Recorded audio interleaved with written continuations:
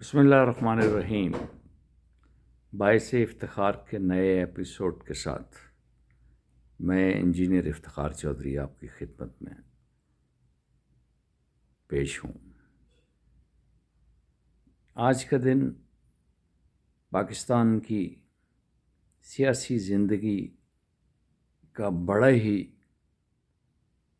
حیران کن دن تھا کہ جب بیوروکریسی کے ایک سینئر آفیسر نے اور جو کمشنر کراچی ہیں انہوں نے ایک ایسا بیان دیا جس سے پورے پاکستان کی سیاسی زندگی میں ہلچل مچ گئی، اور یہ جتنا کچھ ڈکوسلے کا انتخابات تھے اور اس کی چھت دڑام سے نیچے آ گئی۔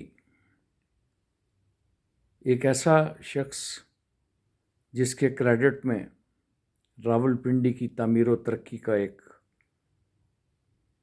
بڑا لمبی چوڑی لسٹ ہے،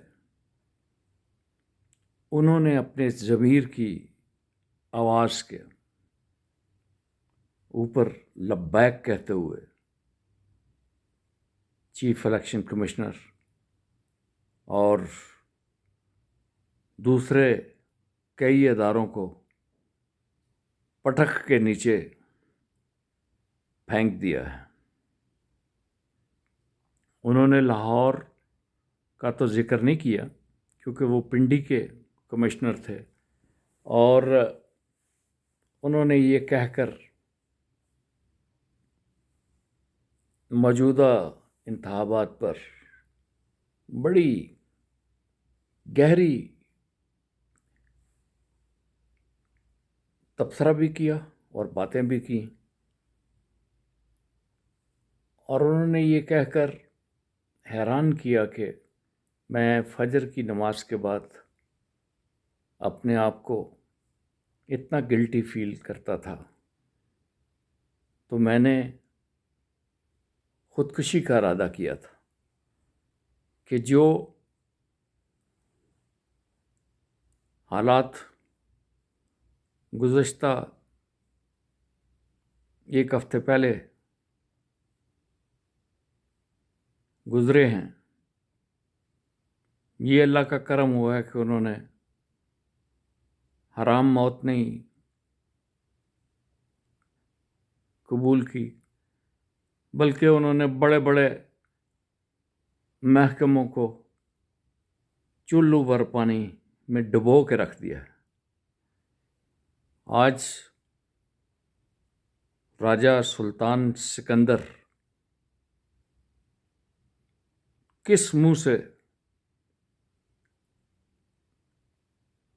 بستر پر جائیں گے اور سوچیں گے کہ جو کام کمشنر صاحب نے کیا وہ انہیں کر دینا چاہیے۔ میں ان کو مشورہ دوں گا کہ اگر جان اللہ کو دینی ہے تو اسی طرح کا احترافی بیان دیں۔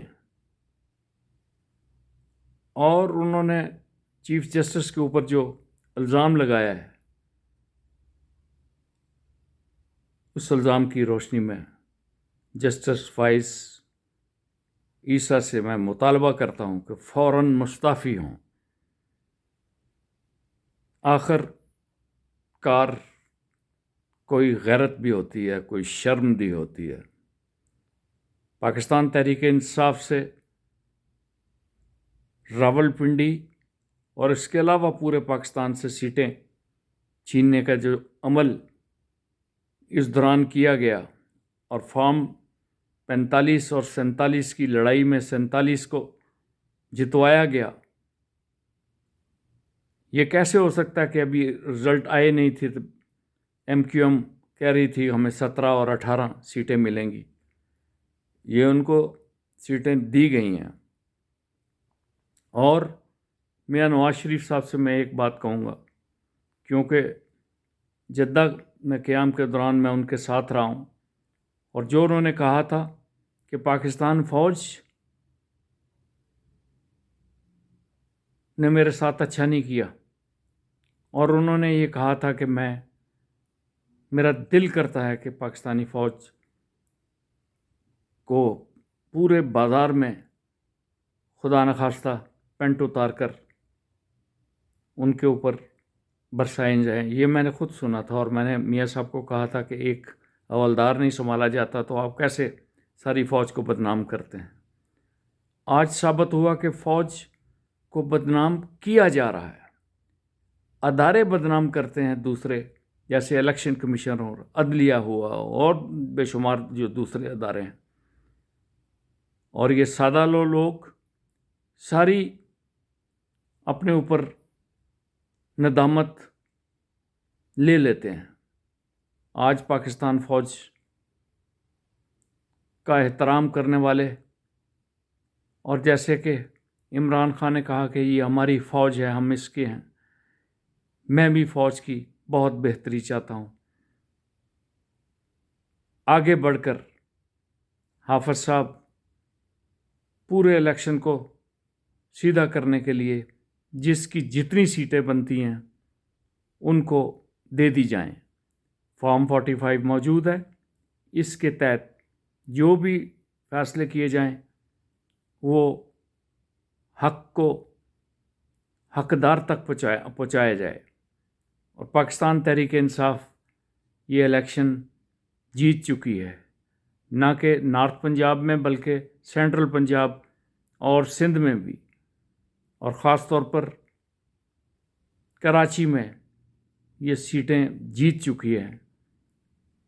حافظ نعیم نے اور اس کے بعد یہ کمشنر راولپنڈی ڈویژن نے جو فیصلے کیے ہیں، ان فیصلوں کی روشنی میں آپ لوگوں کو خیال کرنا چاہیے اور پاکستان کو بچانا چاہیے۔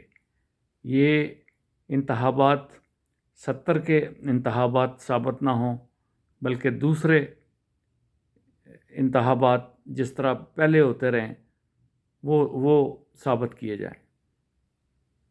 تو یہ آج کا ویلاگ میری طرف سے، یقین کریں کہ دکھ بھی ہوتا ہے کہ کرے کوئی اور بھرے کوئی، یعنی سلطان سکندر راجہ میاں نواز شریف یا ان کے ہواری اور MQM، اگر وہ پاکستان کے الیکشن کے ساتھ کھلواڑ کرتے ہیں تو اس کی بدنامی ہماری پاک فوج پر ہوتی ہے۔ یہ کیوں ہے؟ یہ جو آپ کے ISPR وغیرہ ہیں، یہ کیا کرنے کے لیے بیٹھے ہوئے ہیں؟ ان کو آگے بڑھ کر اپنا بارے میں بتانا چاہیے کہ فوج سیاست سے دور رہتی ہے، اور یہ بہت آسان ہے۔ فارم 45 سامنے رکھ کر فیصلے کیے جائیں، اور اس سپریم کورٹ اور ہائی کورٹ پہ کوئی اعتبار نہیں کرتا۔ بڑے معتبر جج جو ہیں، جن کا پاکستان کی تاریخ میں ایک اچھا نام ہے، ان کے اوپر 3 ججوں کے اوپر مشتمل، ریٹائرڈ ججوں کے اوپر ایک کمیٹی بنائی جائے جو پاکستان کو اس بحران سے نکالے۔ پاکستان کے دوسرے سینئر لوگ جو ہیں، صحافی، جس طرح الطاف حسن قریشی ہیں اور لوگ ہیں جن کا احترام کیا جاتا ہے، وہ بھی آگے بڑھیں اور پاکستان کو بچائیں۔ وما علینا الا البلاغ۔